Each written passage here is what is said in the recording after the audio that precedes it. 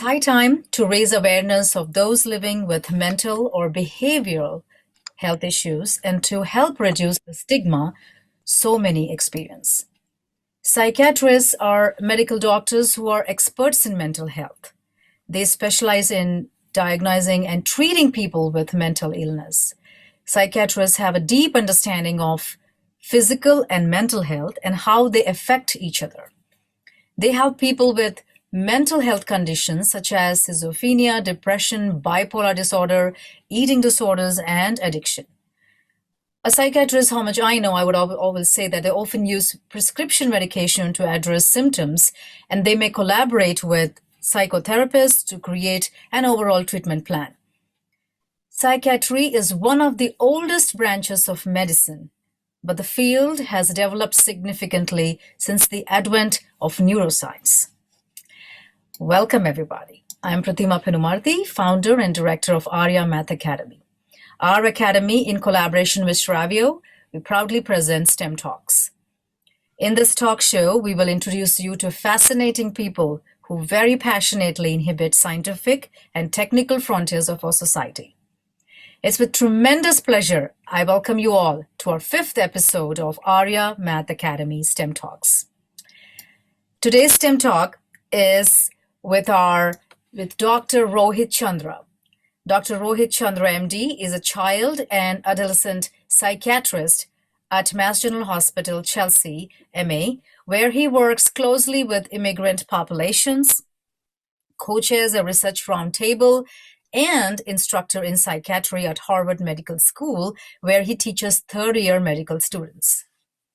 He's also the president of New England chapter of Indo-American Psychiatric Association, which is a psychiatrist of Indian origin, and co-chairs the Early Career Psychiatrist Committee of AACAP, the largest organization for child and adolescent psychiatrists nationally. During fellowship at Mass General Hospital, he served on the Psychiatry Department's Diversity Committee, also won a Child Pride, PRITE, fellowship from the American College of Psychiatrists, and spoke at Harvard College about Asian American student mental health. He has published on the influence of values and culture on the mental health of Asian Indians in America. Thank you very much, Dr. Rohit, for coming here and talking with us. Welcome to our show. Thank you so much, Fatima. It's a joy to be here. Thank you, Dr. Rohit. The very first question, which will be a very general question, which everybody would love to hear, is what do psychiatrists do? Sure. You know, I loved your introduction. I think you really introduced psychiatry and psychiatrists very well. And I feel like you could almost, answer this question as well as I could, based on what you understand. So I think, like you said, very, very clearly, psychiatrists treat problems of the mind. Sometimes these are problems of the brain, which show up as problems of the mind. And sometimes they are problems caused by human experiences, which are overwhelming or very stressful and then lead to consistent symptoms. But essentially, someone comes with symptoms, just like someone would come with symptoms to a medical doctor, someone comes with emotional or behavioral symptoms, some problems that they are facing. And they're often referred by their primary care doctors if they're adults or their pediatricians if they're kids.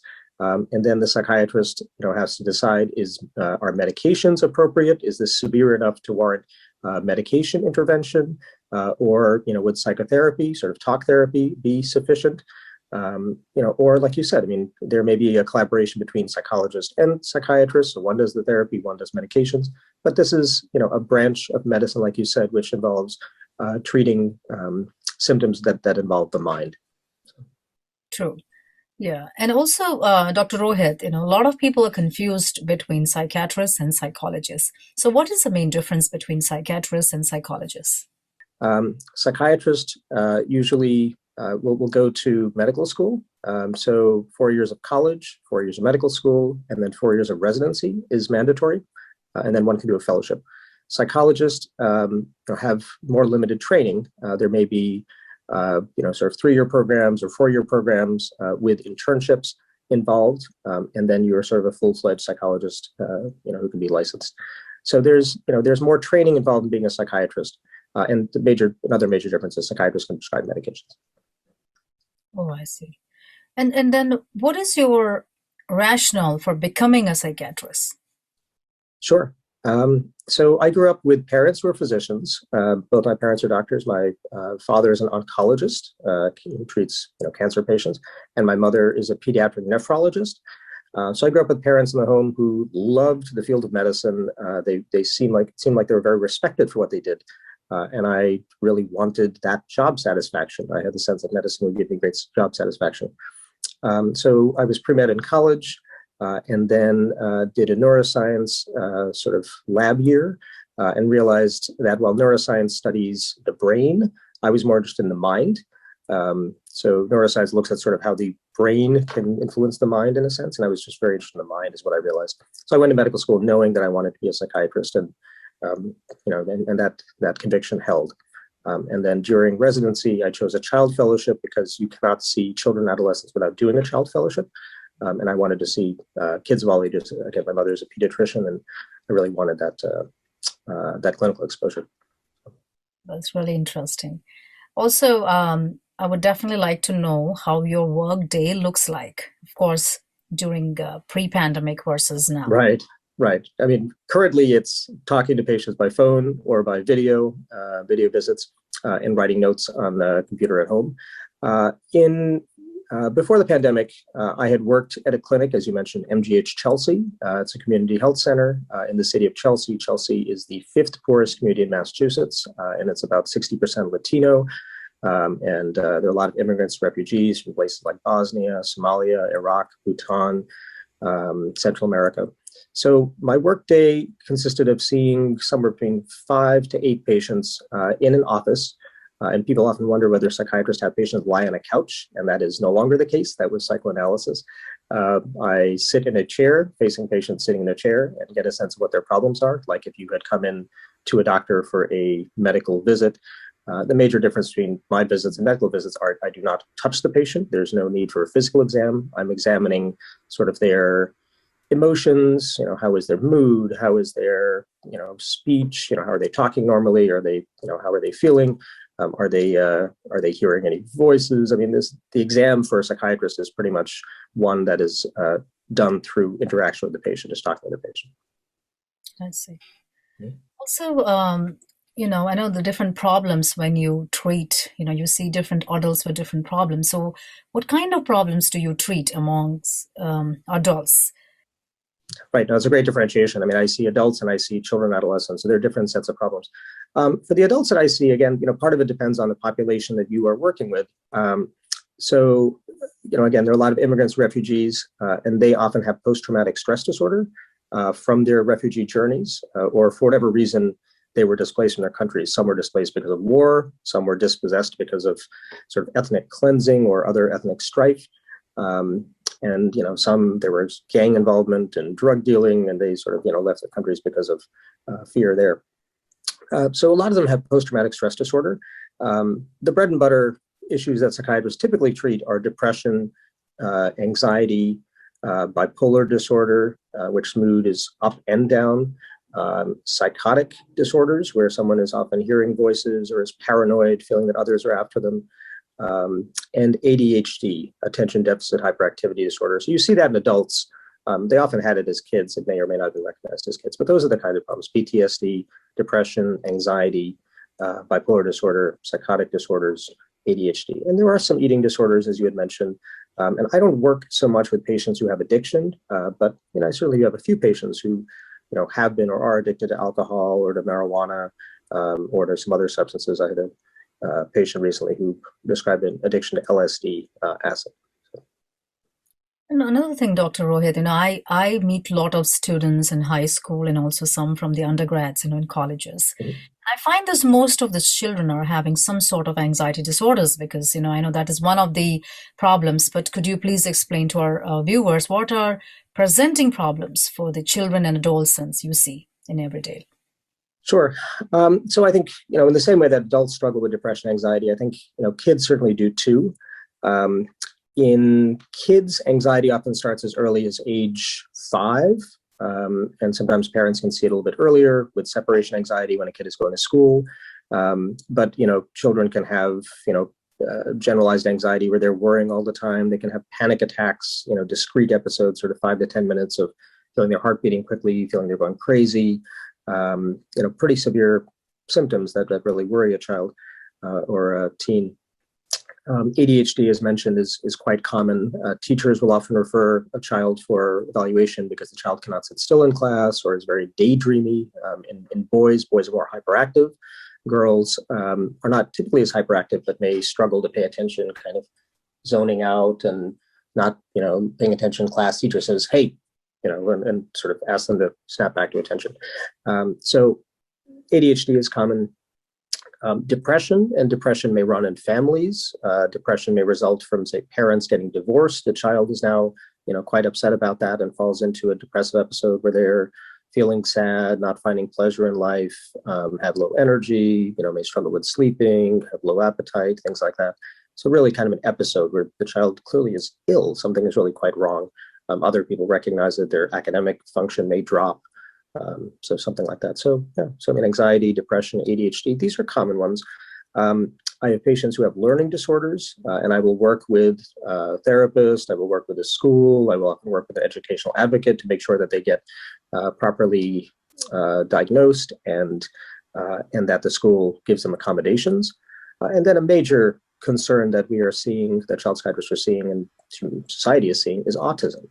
And autism seems like it is genuinely on the rise, and we're not sure exactly why, but the rates of autism have genuinely been rising over the last probably 25 to 30 years.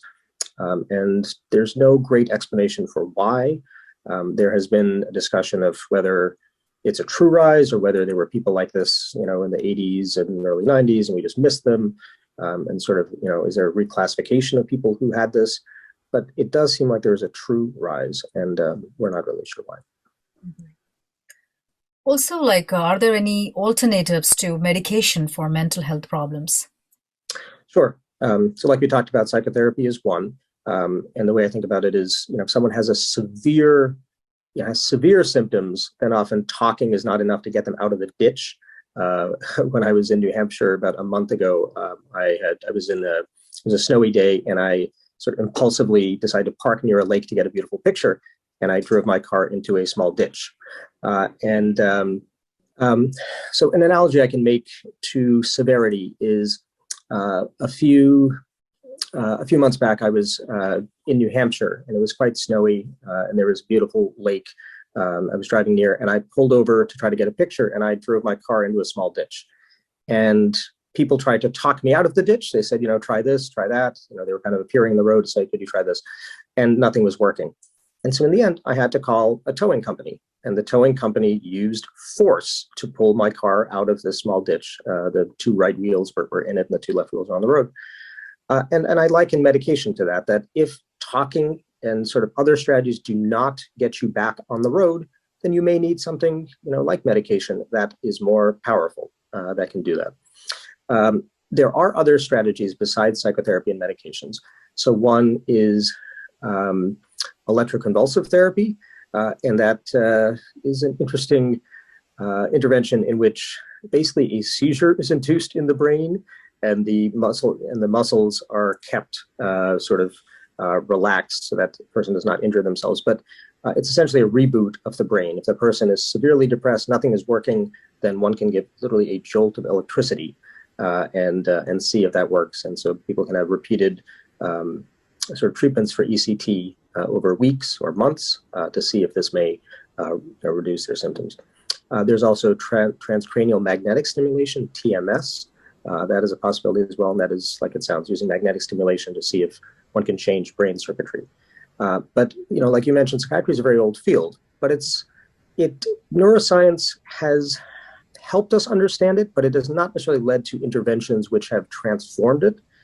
So I liken psychiatry to a field that's in its maybe toddlerhood or like early childhood years, as opposed to other fields which one really understands the organ and has treatments which reliably work.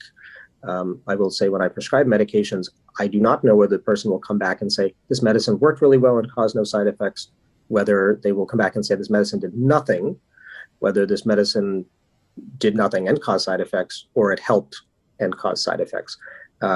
In other fields, cardiology, gastroenterology, if they, if cardiologists prescribe a medication which is supposed to slow down the heart, it usually will slow down the heart in everyone who has, a fast pulse. It works pretty reliably the same way in different people. But psychiatric meds work differently in different people. And so there is, unfortunately, some trial and error. So I really am, when I'm diagnosing, I'm looking at what the problem is, making sure I have the diagnosis roughly right, and then trying a medication to see if this one works for the person. It often does, but sometimes it does not, and I'm not sure why. Right. There's one question which always, arises in my mind as to why and how do mental health problems even arise? Yeah, um, sometimes something is biological and it just arises. Schizophrenia is an example of that. There may be some genetic factors to schizophrenia, but mostly it arises de novo. A family member can just have a loved one who, at some point, often if it's a boy, kind of in the ages around the ages of 14 or 15. If it's a girl, usually in the 20s, will have a psychotic break and just begin to hear voices, begin to withdraw from society. It's a rare occurrence, but sometimes it does happen, and that those children sometimes do get better to a degree. Sometimes they kind of stay the same, and they're kind of in a place where they're going back and forth between being stable and being psychotic, and others don't really recover. So it's a pretty devastating illness. That's pretty biological.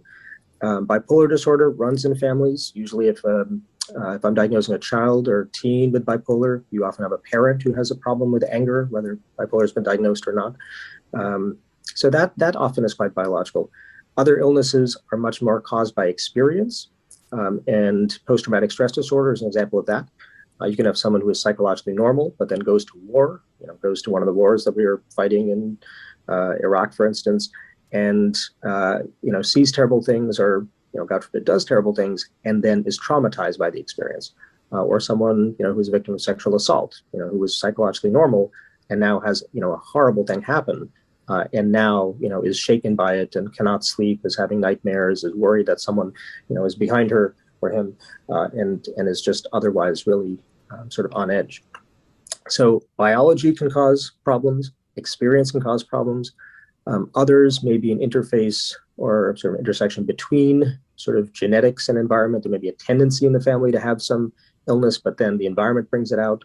So, if a parent, has suffered from depression and, kind of goes in and out of it, and, that parent divorces the other parent, or one parent divorces the other, a child may be prone to depression. Maybe that child may be more prone than a child from a different family who experiences a parental divorce. And then you have addictions. So people can get hooked on, illicit drugs, street drugs, and have a tough time getting off of them. And sometimes the addiction is because they're trying to treat some underlying problem, like a depression or anxiety or bipolar, that they're using, drugs to do it, to take the edge off, or to make them less anxious, or to make them less sad. But other times, someone gets hooked on a powerful drug and can't get off, and there's no great treatment except for just kind of going to rehab facilities. And then eating disorders also, these are multifactorial. It's hard to really pinpoint what causes eating disorders, but behavioral treatment also is necessary for eating disorders. So biology, experience, some interaction between biology and lived experience, and then sort of behavioral disorders in a sense. So those are sort of four categories that of mental disorders. Oh, thank you, Dr. Rohit. And also, as I was growing up and I saw some of my friends, who had undergone depression, and the general usage of their parents or the circle I was with, and talking about it, was always a word like, why don't you go and join a yoga class or do some meditation? So what do you think is the use of yoga and meditation for treating these disorders? Right. Right. So again, my parents are immigrants, and they came from India in the late 60s. And I imagine that there really weren't too many mental disorders. There weren't too many problems, psychiatric problems, that their generation and the generation above them had. Indian society was, very connected, with joint families, with sort of, collectivism, and that's very protective against mental illness. And then, they moved to the US. And again, I don't think members of their generation, immigrants, really struggled too much with mental health problems.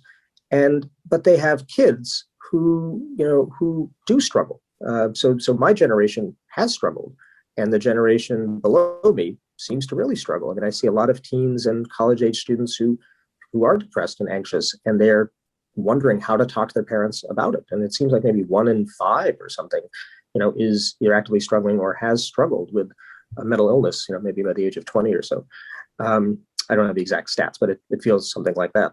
So it's fairly common. And because it had not been recognized, or had not, maybe because these had not been problems in the home country, parents, may say, look, I've been sad at times, I've been anxious at times, and if you get good sleep, if you eat well, if you exercise, if you maybe do yoga, if you do meditation, your problems can get better. Mine did, and I know other people whose problems did. These are sort of the cultural wisdom around treating stress or tension.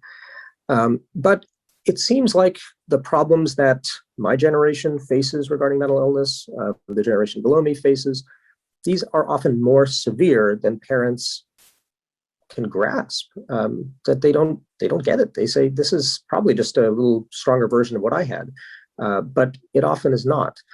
So yoga and meditation, while somewhat useful in the beginning, at least to try, if it's not working, if the child is not getting better, if a teen is not getting better, if, an adult that you are close to is not getting better using these techniques, then really, I think medical intervention is necessary, and having the person speak to their primary care physician or pediatrician, and following the advice there. So, not being afraid to bring this to the attention of medical professionals. There's often shame, there's often stigma, there's often a sense of log kya kahenge in Hindi, or what will people say, and whatever language one speaks. Worry about the community. What will the community think that my child is struggling in this way? They will think I'm a bad parent. They will think something is wrong in the family. They will think less of my child. Well, it's unfortunate, but if the child is not getting better, then it's just causing more suffering to keep the child in that state. And that's why a referral would be helpful. So again, yoga and meditation are useful in strengthening the mind, but sometimes they are not enough in the face of these pretty devastating illnesses. They can be devastating in the beginning. They are very treatable, and I think that's the point about mental illness. What we call mental illness is treatable, and there are conditions that cause people to behave very badly, which are not terribly treatable. And sometimes those are lumped under the umbrella of mental illness, or lumped with that term, but that's not exactly right. Also, Dr. Rohit, just connected to this question itself, because I personally faced, with people in my personal life too, and I've seen them very closely in close quarters, is that generally if the parents have a tendency of telling, at least I can talk with respect to Asian families. Right, sure. Like you need to get good grades, and probably if you get good grades, if you study more hard, everything will be back to normal, Also, probably you're not eating well, or you're not properly at proper time. And that's what happens to college kids. Sometimes they sit late night, right, for studying. So because of all these things, you're getting this. But do you think, according to you, what are these, think about these suggestions which mostly parents give to their children? Well, I think cause and effect are being confused here. When someone gets depressed, they are not sleeping well, they are not eating well, they are, their energy is low. So parents are recognizing that and saying, oh, these problems need to be corrected. But they're not really recognizing that the source is a mental illness, or however you want to describe it. I mean, the person has, is having emotional problems leading to these symptoms showing up. So the parents may be trying to correct the symptoms, but there is a common source to them. Parents may think that the eating poorly, sleeping poorly, having low energy is what is causing the person to be unhappy, but it's more that the unhappiness is leading to these things, and you have to correct the unhappiness. And while good grades can make someone feel good, if they are really unhappy, have low energy, they cannot get those good grades. Their academic performance is dropping because of an overall illness. Just like if I were to sprain my ankle and I were a long distance runner, if I tried to run at that ankle, my time would be terrible and I would just hurt myself more. So function is compromised by illness, and recognizing that there is something wrong that needs to be dealt with, and often, professionally, is often what brings the child out and enables them to, again, be eating well, sleeping well, having normal levels of energy, and restoring academic function. So I think parents see the symptoms, they see sort of the shoots coming from under the ground, but the bulb itself, there's something sort of off, and that's what they need to recognize. Very true, Dr. Rohit. And also because I know that you work with Asian Student Mental Health Center at Mass General Hospital. Mhm. What are some problems that most of our Indians or South Asians, the youth faces mostly? It's a great question. And I think the problems have changed, to be honest with you. I mean, I gave a talk, as you mentioned, to Harvard, the Asian American Brotherhood at Harvard College in 2011. And what I thought were the problems then had sort of changed by 2018 when I gave another sort of talk, and people looked at me blankly, and I said, well, there are some different problems here. So in 2011, it seemed like the Asian kids, or Asian American kids, were really struggling with parental approval, trying to make sure they got parental approval. They needed to get high grades. They said, I had a 4.0 in high school, but at Harvard, I have a 3.1. I'm not good enough. And I'm not good enough. My parents are going to think badly of me. And I don't want anyone to know. I don't want anyone in my community to know. I was the star. And now I'm nobody. So they struggled with, I think, more, but it was more parental approval. And then, several years later, I went back and talked to, it was a different group perhaps, but they seem to be struggling more with their identity with peers. And I think part of that has to do with smartphones, has to do with the advent of social media, that we get into certain social networks. So if you're a teen, you have your friendships, people who view you a certain way. Identity development is a major task of adolescence. And if your peers are viewing you a certain way, and then things change for you, now you can no longer live up to that image. And what will people think of me? I am going to drop in their minds, sort of a social drop. And people are working very hard to prevent, this kind of drop in social status with their peers. And that can be quite challenging. But again, it's not clear whether those people are depressed or anxious, and that's why they are struggling. And then the drop in social status is what they fear and are working to avoid, or whether, their academic struggles are leading them to, kind of worry about this, and that leads them to get depressed or anxious. I'm not totally sure. But I think peer approval seems more important for this generation than it did, maybe 10 years ago or so.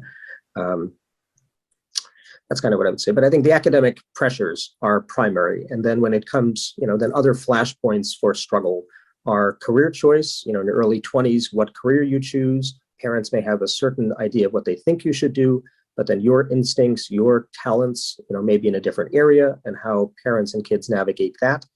Parents often want what's best for kids, and they say, this is a good field. My father told me when I was a fourth-year medical student, interventional radiology is a really, really good field. Consider it. So I did a radiology rotation and said, I don't know, I just find myself falling asleep in these dark rooms. I don't really think this is the field for me. And interventional involves going in and, once you identify a problem, you fix it. You go into a blood vessel and you unclog it in some way. And I said, I'm not very good with my hands. I don't think this is the field for me. So sorry, Dad, but I can't do interventional radiology. Luckily, he was not wedded to that. He said, it was just, in case it fit you, I want to tell you it's a rising field. I said, well, no, it's not in my wheelhouse. I don't have, that I don't have an interest in it. So when there's a mismatch, often parents and kids can go and get in a conflict, and then of course who to marry and other things. So, the traditional values have it so that parents are expecting their kids to listen to them and to respect them. And in traditional Indian culture, it's a collective society. Families are joint families. And so you may go to school, but you stay within the family. You are a part of the family, and you kind of come back in after you may go away to school, and you respect your elders. In American society, children are supposed to individuate, separate, and form their own families, like kids flying from the nest. So the nest and what to do about the nest is a constant source of conflict. Kids want to be independent. Parents say, kind of come back in. Why are you being so difficult? Why are you fighting with me so much? And the kid's saying, I need to be independent. I need to figure things out on my own. I need to date. I need to, do all of these things in order, to learn how to be independent. And parents often may struggle with that. But that is not traditionally how things have been. But then again, my parents came in the late 60s. And, this generation of teens, their parents often came in, the year 2000 or right around there. So I might be outdated in what I'm describing. No, which is very true now, right? Because most of us are facing that, and our generation, children, or the next generation who's coming, is also all in the same boat. They're going to. Um, Coming back to the career path, that's another very important question. What exactly makes a career in psychiatry very interesting, and what kind of people actually tend to be drawn to this field? Excellent question. That is a really great question. So I think the people who go into psychiatry are typically curious. They are curious about other people. They want to know what makes people tick. What they want to know about human motivation. They want to know sort of just kind of the inner workings of the mind. So I think they're really curious about the inner lives of others. You have to be a good listener. If you're constantly interrupting and talking about yourself, that's not going to go well with your patients. So I think being a good listener or being interested in listening to others. Kindness is often useful. And the people who come for mental health treatment are typically suffering, and quite a bit. They're quite sad. They're quite anxious. They're hearing voices. They're very distressed by the voices. They have bipolar disorder. They may be quite angry at times and quite sad at times. They have ADHD. It's really compromised their school performance. They're disappointed in themselves. So I think having patience and not being frustrated with people whose emotions may be very powerful. It takes practice to have a thick enough skin that you are not absorbing other people's feelings, and yet, being empathic and caring for them and listening and, recognizing what it is they're going through, what's called cognitive empathy, having sort of a mental map of what their life is like, what their feelings are like, really getting them without, being totally burdened and going home at night and crying yourself because you've heard so much suffering. But curiosity, listening, patience, kindness, these are some features. And you have to be good enough at science to make it through the pre-med gauntlet, to make it through medical school and residency. So, it is somewhat scientifically based, but ultimately, I think mental health treatment involves really listening carefully to people, figuring out what's wrong with them, and really getting their stories, interpreting their stories, just like medical doctors will often do for conditions. Medical doctors often do tests as well and do physical exams, and we don't really do physical exams, and our testing is somewhat limited.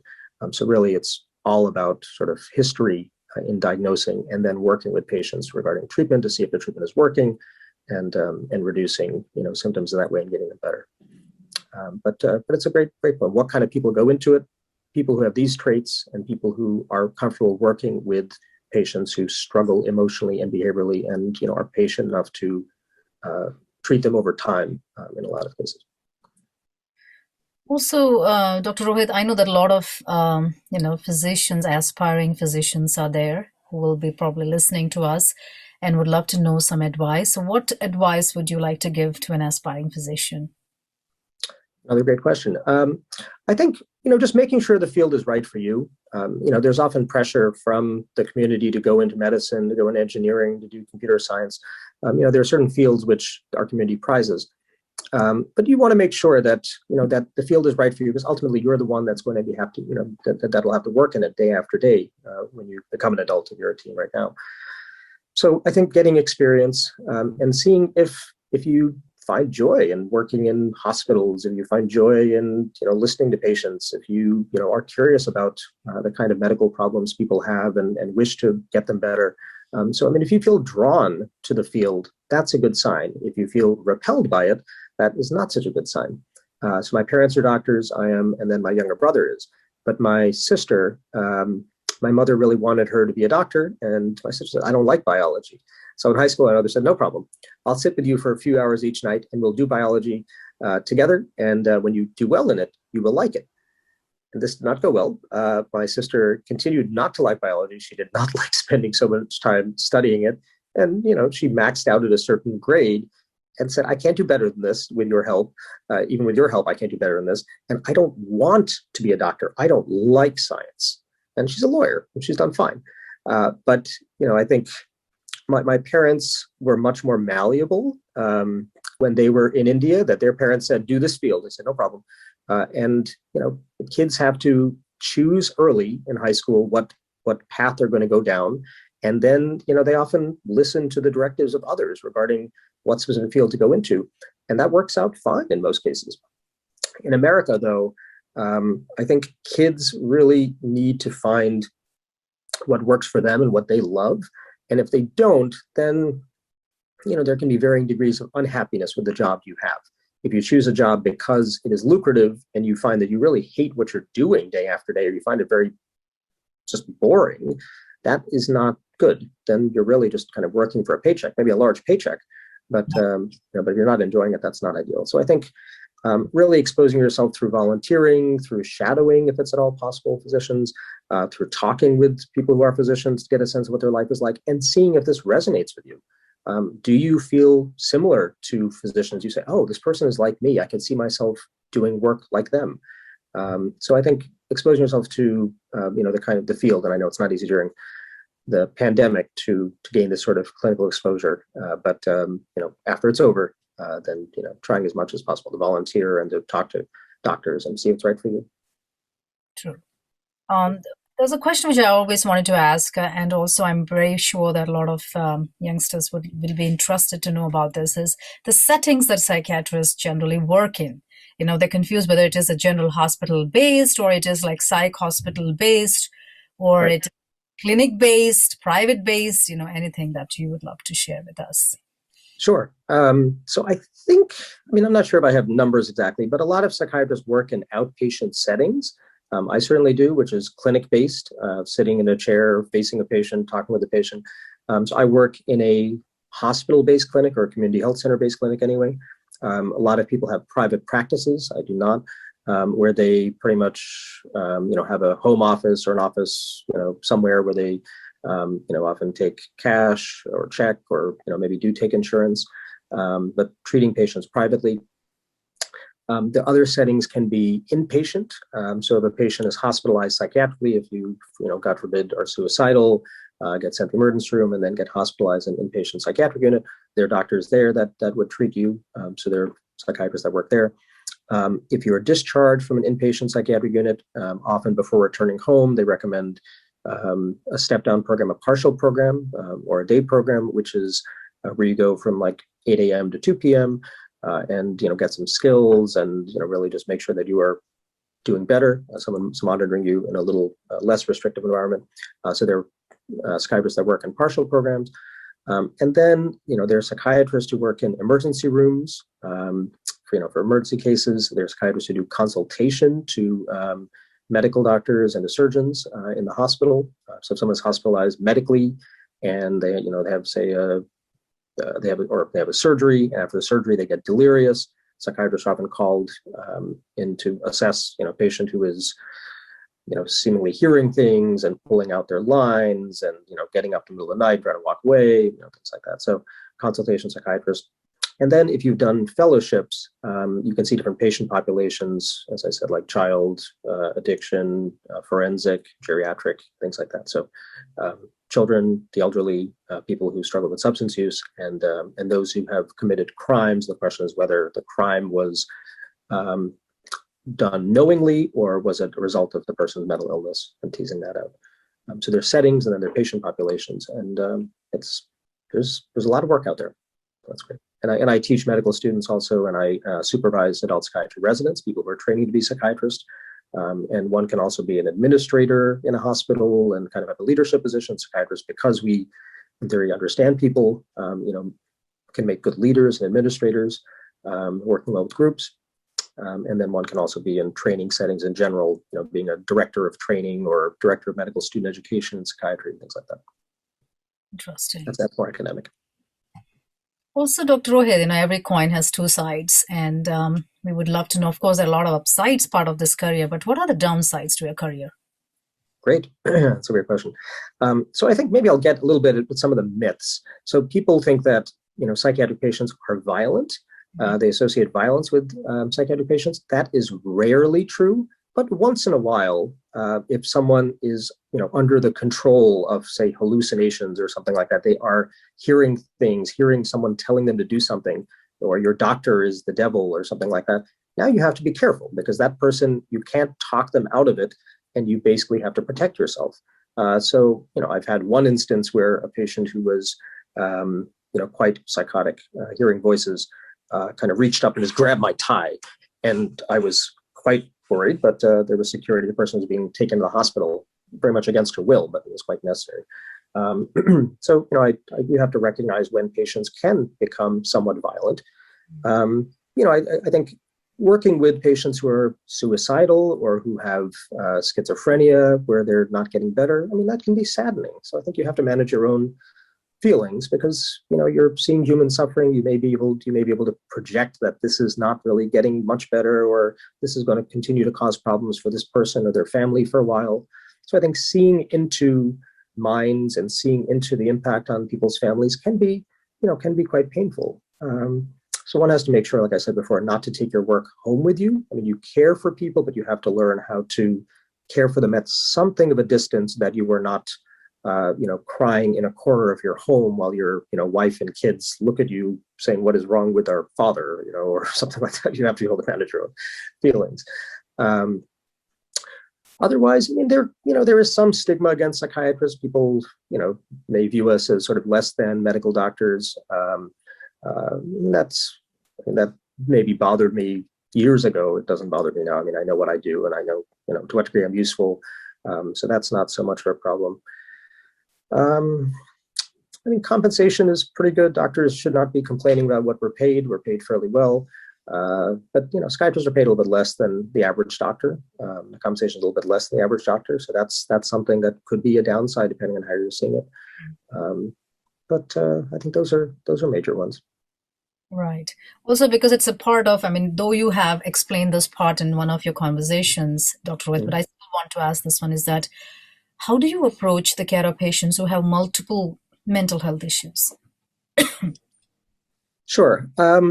So, for instance, there's what's called dual diagnosis. If someone has, say, a bipolar disorder and is addicted to marijuana, so I think the question is, what is bothering the person most?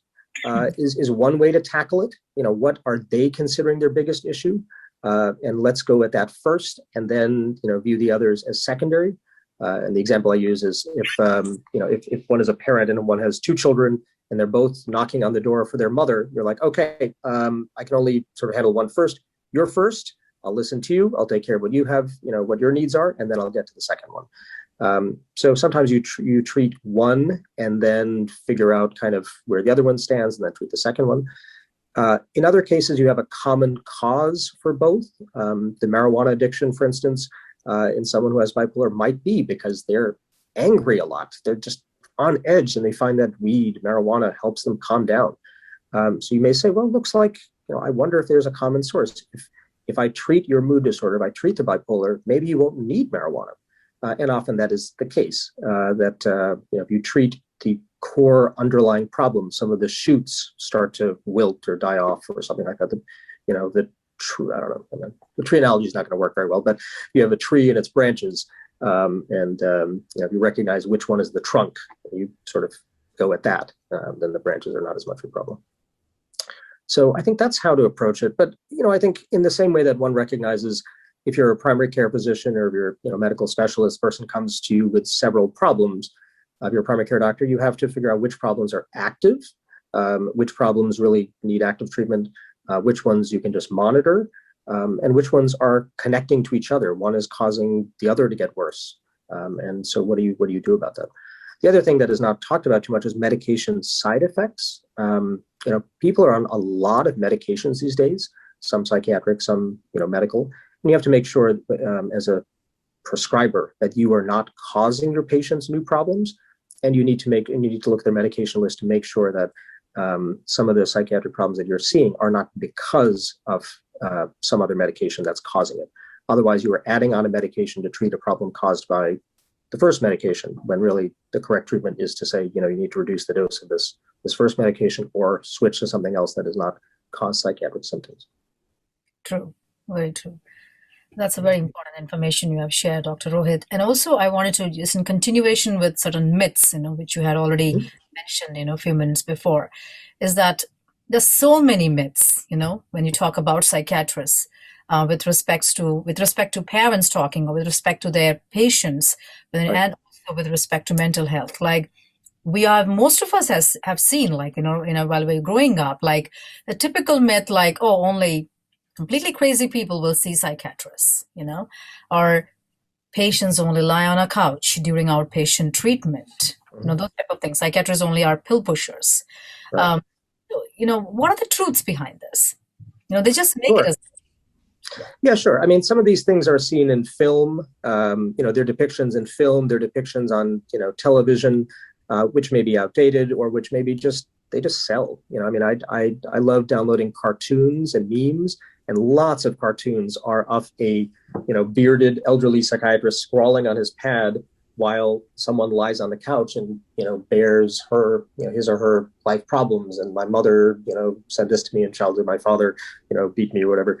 So it's again, people don't really lie on couches very much. Psychoanalysis is a sort of outdated way of practicing. So that isn't quite accurate.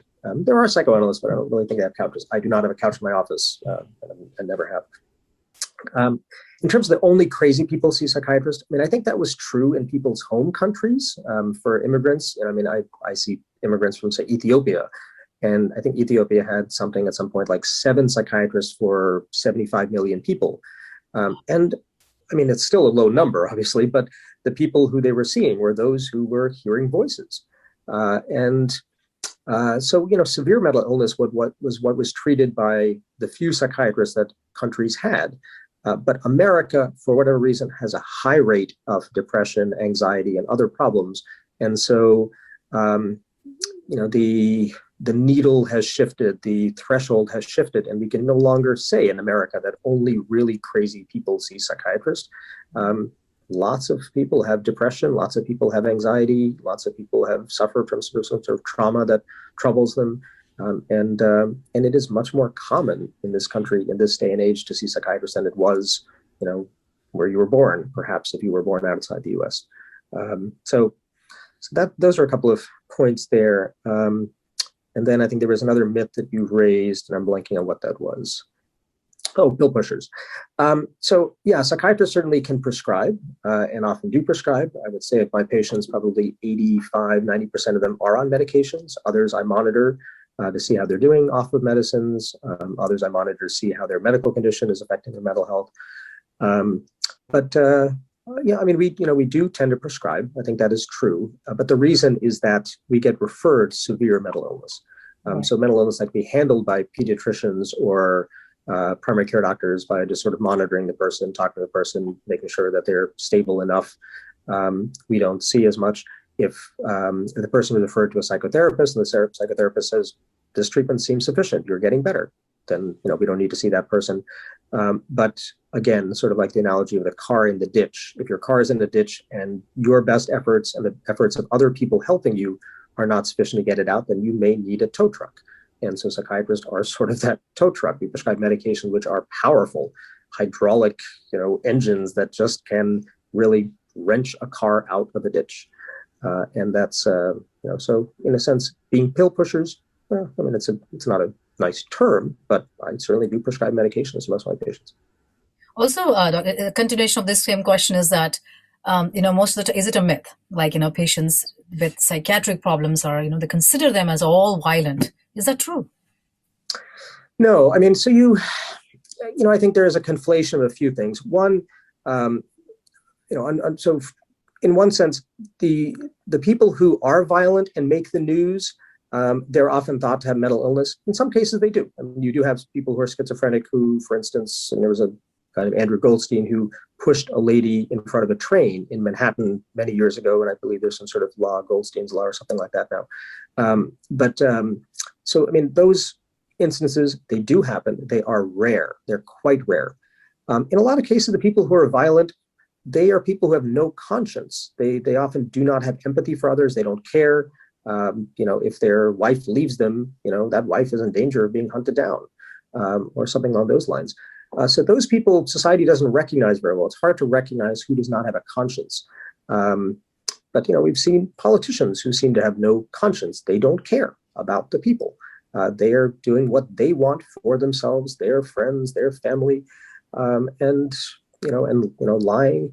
So you have a segment of the population which actually can hide well, but really does not have much of a conscience. And those people also get lumped with the mentally ill. Those with no conscience can rape others, can steal, and not feel guilty about it. They just don't have, that sense of fear or guilt, and they just don't want to be caught. So those people get lumped under the umbrella of mental illness, but they're really not, in the sense that illness is something that can be treated, and these people cannot well be treated. They have to be managed through more behavioral means and through the legal system. So society has to find a way to prevent them from behaving badly and punish them if they do behave badly. But mental illness is, and the people who struggle with it are often those who internalize their problems, who are suffering sometimes quietly, and they are rarely violent. My patients, I don't think I have any patients who are violent that I'm really worried about their potential for violence. That's really good. Dr. Roy, this is like, with the prevalence of, mental health issues in our society, it's actually astounding that we still tend to stigmatize mental illness. Many mental health misconceptions still exist, right? So mental health issues, they often begin even during school age years. And since children spend so much of their daily life at school, mental health education logically, that's what I feel, should logically begin in schools. So isn't it logical that mental health education should be a part of the curriculum? It is. I have not really advocated for that personally yet, but I think it is quite logical. Anytime there is a problem that is common, it does seem like one should try to prevent it, and education ahead of time, would be very useful for prevention. I know Lexington Parent Academy, or Lexington Public Schools, has been holding these parent academies for many years, and I'm assuming that last year they did not. It usually is in March. I'm not sure if they are this year because of the pandemic either, but for at least 4 or 5 years, they were holding academies in which they were teaching parents about mental illness and, or psychiatric problems, psychological problems, psychiatric problems, substance abuse. They were teaching parents about these and how to recognize signs and sort of the biological basis and what treatment can look like. So they were conducting these sessions so that parents could recognize it in their children and get appropriate treatment. And I think that is partially because wherever there is a high rate of Asian students, wherever there's a high prevalence of Asian students, there tends to be academic pressure, and some of those students will kind of wilt under the pressure, become anxious, become depressed. So I think the public schools decided to really educate because this was becoming a major problem. And I think that is something that's a model that should be replicated in other school districts. That would be wonderful. Agree. Also, as childhood and adolescent mental health disorders are so common, it's baffling that we are not equipping our children with an understanding of mental health. I personally feel like undiagnosed, inadequately treated, or even untreated mental illness can seriously affect their ability to learn and grow. So, though you repeated this before, too, could you please again stress on what are the anxiety symptoms in children that are often ignored? Sure. You sort of mentioned the burden of illness in a sense, as it applies to children, adolescents. If a child is depressed and anxious, or if a child is anxious, for instance, that child will often miss a lot of school. There will be stomach aches. There will be, crying about going to school. And it depends on the age, obviously. If a child is being bullied, they may also have school refusal. So there are a few things here. Depression, you can often see decline in grades. If someone does not have the energy to study, or they cannot concentrate, or they are so sad that their emotions are drawing them away from focusing on what they need to do, grades will often drop.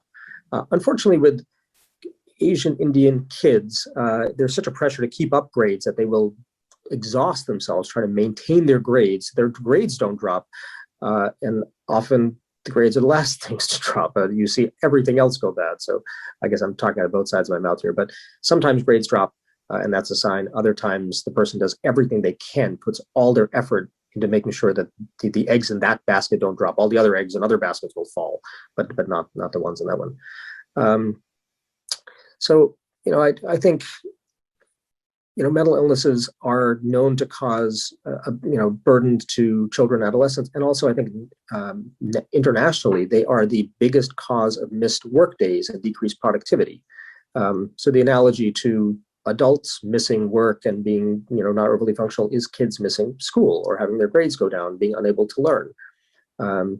So, I think you're quite right. I mean, I'm not sure what the numbers are and how to quantify it at this point, but there are a lot of undiagnosed and or poorly treated mental illnesses that kids have, which sap their energy, reduce their function, reduce their achievement level, and really just cause suffering to them and to their families. So I think mental illnesses should be on par with physical illnesses in terms of being diagnosed and treated effectively, and the stigma reduced. If your child has a broken arm, you suspect a broken arm, you take that child to the emergency room. If your child is depressed, you should recognize that something is wrong and get appropriate treatment, and not delay.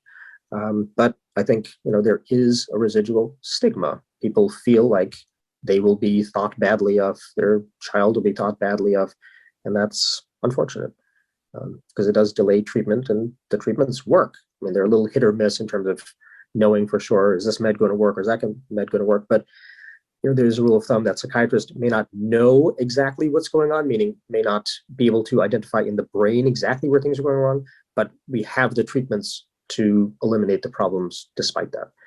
In other fields like neurology, you can often pinpoint a problem, but the treatments are not such that you can prevent people from having strokes and seizures. They may still have them despite your best efforts at prescribing medication. So we can't often pinpoint, we can't say on your MRI, here is where there's a problem. But we can say, look, you seem to be depressed. Here are medications for depression, or the medication, take it. And the person often does get better. Absolutely. Dr. Chandra, I feel so short of words that are actually required for praising you, as well as all the efforts and making time and sharing your very extensive knowledge with all of us, with all the viewers. I would like to just tell to all the viewers and all my students who are watching this that mental health issues impact students a lot. Some students, they experience, and Dr. Rohit can, correct me if I'm wrong, but they experience their own mental health problems. And other students, they have their friends who are struggling with mental health issues. Some students will be impacted by a family member's mental illness. Still, others may be affected by an educator's mental health problems. So I would definitely request all parents that if you suspect your child is suffering from a psychological disorder, such as anxiety disorders or clinical depression, obsessive and compulsive disorder, eating disorders, as Dr. Rohit mentioned, manic depressions, psychiatrists are always here. They provide psychological treatment, they prescribe medications, and they do procedures. I mean, the therapy that I know is such as electroconvulsive. Am I right, Dr. Rohit? Yes. Right. Convulsive therapy. And I would definitely say that students need to know that what mental illness are, and they are, and be able to identify the signs of mental illness in themselves or others. They need to also know where they can go to ask for help. If they or someone they love or care that is exhibiting signs of mental illness, and they need to know that they are not alone in this world. There are many. I would like just to end this talk by saying again that our episodes, whatever you'll be watching eventually in future, we focus on various such STEM-related subjects. And, motivations, education, passions, everything. Those are the subjects we'll be discussing more. And I would request everyone to please, if you like, please write a review on our STEM Talk on our YouTube channel, Arya Math Academy Online. And please don't forget to subscribe and spread the word. Thank you very much.